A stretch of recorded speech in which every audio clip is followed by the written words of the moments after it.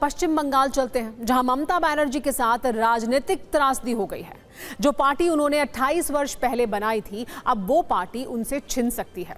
आज बंगाल विधानसभा के सचिवालय में इसका ट्रेलर दिख गया। अब पिक्चर रिलीज होना बाकी है। आज से ठीक 1 महीने पहले 3 मई को, यानी नतीजों से 1 दिन पहले, ममता बनर्जी बंगाल में जीत और सरकार बनाने का दावा कर रही थी। आज 1 महीने बाद स्थिति यह है कि अब वो पार्टी बचाने की कोशिश कर रही हैं, लेकिन उनके हाथ में अब बहुत कंट्रोल है नहीं। सिर्फ 1 महीने में टीएमसी की सत्ता से आउट होने और बिखरने पर हमने एक राजनीतिक कुंजी तैयार की है, जिसकी शुरुआत आज कुछ नतीजे बदलने वाली तस्वीरों से आइए करते हैं। ये तस्वीर उस वक्त की है जब टीएमसी के बागी विधायक स्पीकर रतिंद्र बोस से मिलने पहुंचे। उस वक्त इस कक्ष में करीब 58 विधायक मौजूद थे, जिन्होंने पार्टी से निकाले जा चुके ऋतुव्रत बनर्जी को नेता विपक्ष चुनने के लिए समर्थन पत्र सौंपा। सूत्रों के अनुसार ऋतुव्रत बनर्जी के समर्थन वाली इस चिट्ठी में 58 विधायकों के हस्ताक्षर हैं। ऋतुव्रत बनर्जी को विपक्ष का नेता और अखरुद्दीन को मुख्य सचेतक बनाए जाने के लिए कहा गया, जबकि जावेद खान, संदीपन साहा और शिवली साहा को उपनेता बनाने का पत्र सौंपा गया। खास बात यह है कि विधानसभा अध्यक्ष को सौंपे गए पत्र में तृणमूल प्रमुख ममता बनर्जी को अपनी चेयरपर्सन बताया गया है। इससे अब तक संकेत ये मिल रहे हैं कि अभी बागियों का विद्रोह ममता बनर्जी के खिलाफ नहीं है, बल्कि शोभनदेव चट्टोपाध्याय को नेता विपक्ष बनाने के खिलाफ है। इसलिए उन्होंने शोभनदेव चट्टोपाध्याय की जगह अपना नया एलओपी चुन लिया, जिसे स्पीकर ने स्वीकार भी कर लिया और ऋतुव्रत बनर्जी को नेता विपक्ष घोषित कर दिया। ऋतुव्रत बनर्जी का नेता प्रतिपक्ष का कमरा भी आवंटित कर दिया गया है। नेता प्रतिपक्ष बनने के बाद ऋतुव्रत बनर्जी ने दावा किया कि वो जिसका प्रतिनिधित्व करते हैं वो ही असली तृणमूल है। ममता बनर्जी टीएमसी की सलाहकार बनी रहे, लेकिन अभिषेक बनर्जी की पार्टी में कोई भूमिका नहीं रहेगी। उनके साथ हमारी पार्टी का कोई संबंध ही नहीं है। अभिषेक बनर्जी का कोई भूमिका ही नहीं रहेगी, उनका साथ ये हमारा लेजिस्लेटिव पार्टी का कोई संबंध ही नहीं है। उनके साथ आवाम का भी कोई संबंध नहीं है, दूर दूर तक बंगाल का आवाम का कोई संबंध नहीं है। अगर संबंध होता तो 26 दिन छुपे नहीं रहते थे, निकल कर आते थे। जैसे चोरों को पीटा जाता है ऐसा पीटा गया। फिर बोल रहे थे वहाँ पिकनिक खाने के बाद ये बोला गया कि आवाम है, तो जहाँ तक सिक्योरिटी का सवाल है, आवाम सिक्योरिटी का इंतजाम करेगा। अभिषेक बनर्जी उस दिन चोरों के जैसा पीटने के बाद बोले थे कि आवाम उनका रक्षा करेगी।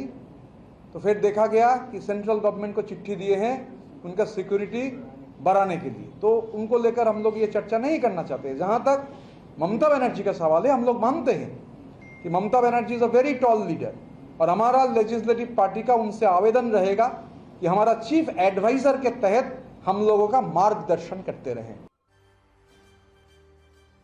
विधायकों की बगावत के बीच तृणमूल कांग्रेस ने पश्चिम बंगाल में अपनी सभी संगठनात्मक समितियों और अग्रिम संगठनों को तत्काल प्रभाव से भंग कर दिया है। पार्टी ने कहा कि संगठन के हर स्तर पर आत्ममंथन, प्रदर्शन, समीक्षा और व्यापक मूल्यांकन किया जाएगा, जिसके बाद नए सिरे से संगठन का पुनर्गठन होगा। अब सवाल यह है कि क्या ममता बनर्जी की पार्टी टूट जाएगी? क्या विधायकों के विद्रोह से ममता बनर्जी का पार्टी पर कंट्रोल खत्म हो जाएगा? इसे आंकड़ों से समझने की जरूरत है। विधानसभा चुनाव में टीएमसी के 80 विधायक जीते थे। अलग गुट बनाने के लिए इन्हें नियमों के अनुसार कम से कम 2/3 यानी कि 53 विधायक चाहिए। इस गुट ने अपने समर्थन में 58 विधायकों के हस्ताक्षर का दावा किया है। यानी विधानसभा के अंदर तो ममता बनर्जी की बात नहीं चल पाई, लेकिन एक सच ये भी है कि बागियों ने अपनी चिट्ठी में ममता बनर्जी को अपना अध्यक्ष माना है। हालांकि तृणमूल नेतृत्व ने इस पूरी कवायद को विश्वासघात कहा है। पार्टी के वरिष्ठ विधायक कुणाल घोष ने कहा कि मतभेद संगठन के भीतर बातचीत से सुलझाए जा सकते थे, लेकिन पार्टी की पीठ में छुरा घोंपा गया।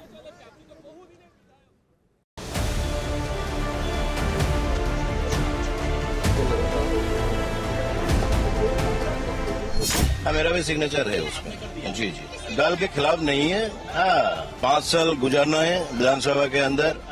वह एलओपी एक बलिष्ठ होना चाहिए। इतिहास देखिए, शिवसेना इतना बड़ा पार्टी, वो लोग भी परिवार से निकलने के लिए लड़ाई की। आज ये परिवार से बाहर आने के लिए लोग लड़ाई कर रहे हैं। परिवारवाद खत्म हो रही है देश में, ये उसका निशाना है। ये बहुत लोग प्रेयर कर रहे हैं, जो गाली देते हैं वो माला पहना रहे हमारे नेताओं को। हम लोगों का कुछ काम रहता है, हम असेंबली में जाते हैं। आज सब तो ममता बनर्जी के साथ हैं हम लोग। सिंबल तो ममता बनर्जी के सिंबल से हम जीते हुए आए हैं। यदि एलओपी तो असेंबली के अंदर की बात है, कोई भी हो सकता है। ABCD जो एमएलए लोग चूज करेंगे एलओपी हो सकता है, कोई भी हो सकता है। इसमें पार्टी के साथ क्या है? पार्टी तो ममता बनर्जी है, पार्टी के हम सब ममता बनर्जी के साथ है। ये सीधे डर के मारे बीजेपी पार्टी के सामने नतमस्तक आत्मसमर्पण कर रहे हैं। ये सारे जो चुने हुए जनप्रतिनिधि आज नया दल बनाने की कोशिश कर रहे हैं, इन सबको खिलाफ एक ना एक भ्रष्टाचार के आरोप है। ये डर के मारे बचना चाहते हैं। सवाल ये भी है कि क्या ममता बनर्जी ने अपनी पार्टी पर नियंत्रण खो दिया है? इसे आप काफी हद तक हाँ कह सकते हैं, क्योंकि पिछले रविवार को ममता बनर्जी ने विधायकों की एक बैठक बुलाई थी जिसमें सिर्फ 20 विधायक पहुंचे थे। तभी मान लिया गया था कि टीएमसी में बगावत हो सकती है, लेकिन ये इतनी जल्दी होगी इसकी उम्मीद कम लोगों को रही होगी।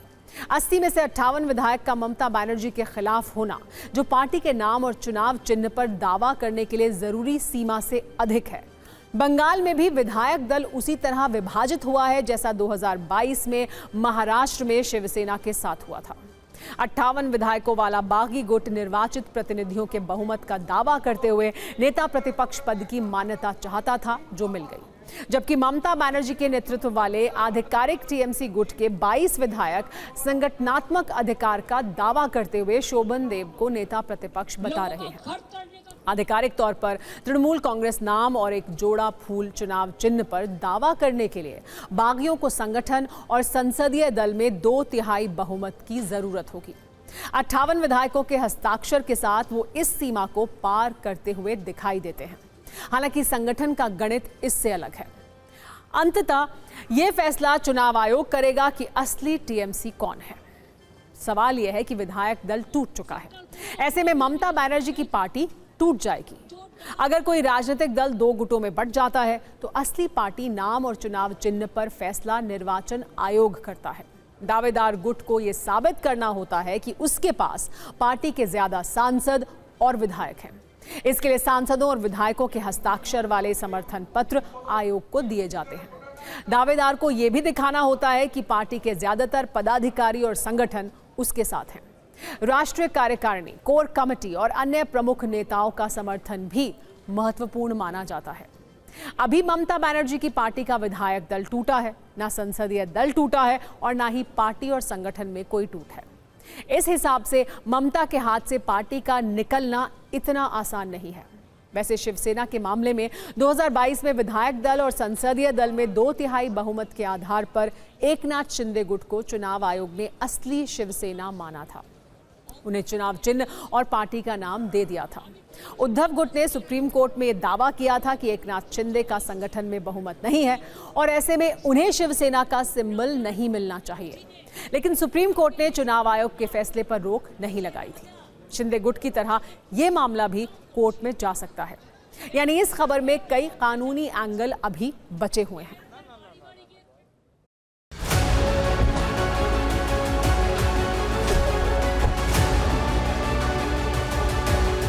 अगर लेजिस्लेचर पार्टी जो जितने लोग लेजिस्लेचर में हैं उसके 2/3 अगर किसी अन्य पार्टी में मर्ज होते हैं तो उस पर एंटी डिफेक्शन लॉ लागू नहीं होता है। किसी दल में अगर लोग टूट करके किसी अन्य पार्टी में मर्ज होते हैं तो वो प्रोटेक्टेड होते हैं और ऐसे में स्पीकर जो है एंटी डिफेक्शन लॉ में मेन जो है जज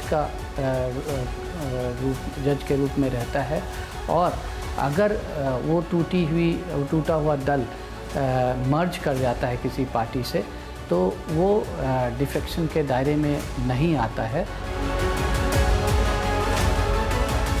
अगर 54 से ज़्यादा विधायक जो टीएमसी के 80 में से 54 से ज़्यादा जब भी हो जाएंगे तो वो 2/3 जो लेजिस्लेटिव पार्टी का जो स्ट्रेंथ है उससे ज़्यादा हो जाता है। वो किसी भी अन्य पार्टी में मर्ज कर जाएगा तो डिफेक्शन नहीं होगा। लेकिन वो स्प्लिट अलाउड नहीं है। फिर भी जो कानून में जो दूसरा प्रावधान है वो अपने आप में स्प्लिट ना कह के अपने आप को ही मेन पार्टी कह सकते हैं कि हम स्प्लिट नहीं किए हैं। जो लोग हमारे साथ नहीं हैं वो स्प्लिट के ग्रुप हैं, वो उन्होंने पार्टी छोड़ी है। कुल मिलाकर ये कहा जा सकता है कि शिवसेना केस के बाद ये स्पष्ट हुआ कि यदि किसी दल के अधिकांश विधायक और सांसद किसी गुट के साथ चले जाते हैं तो निर्वाचन आयोग उसे बड़ा महत्व देता है।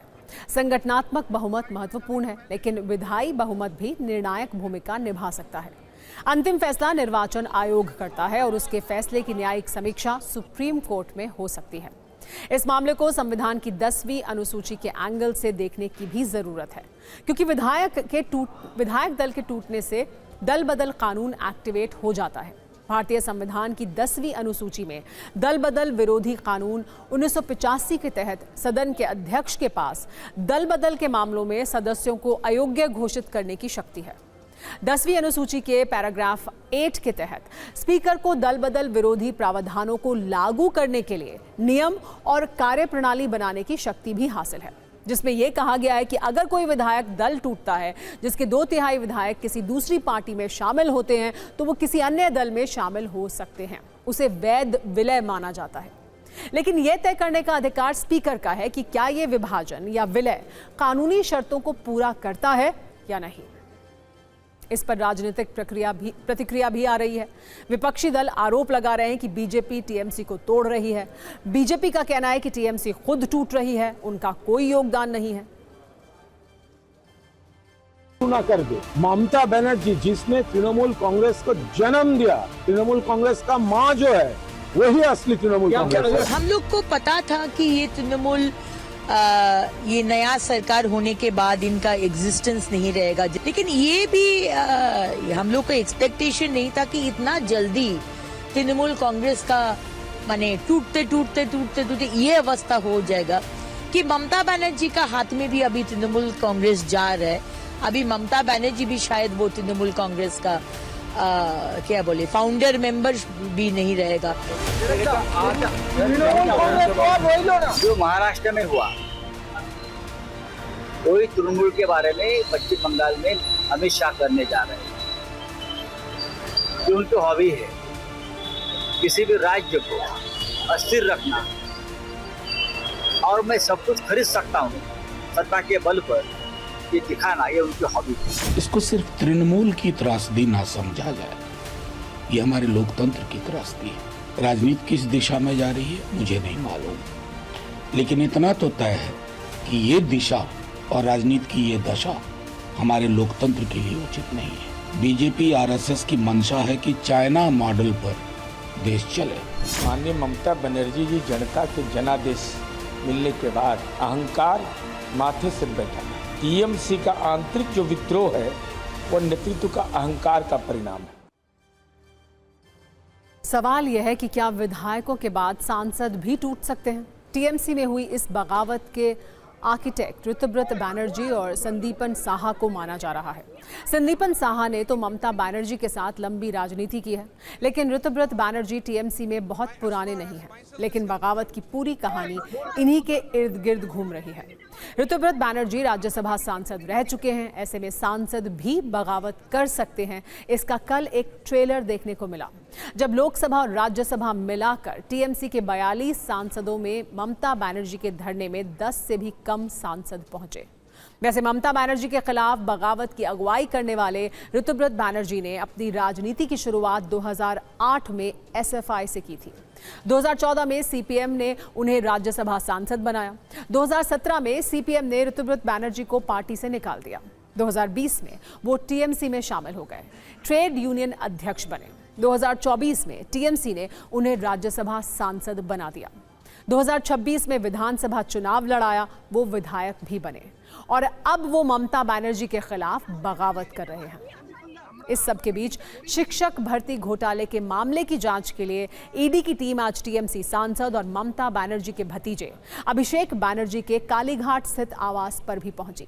यानी राजनीतिक और कानूनी दोनों तरह से देखें तो अभिषेक बनर्जी की परेशानी बढ़ चुकी है।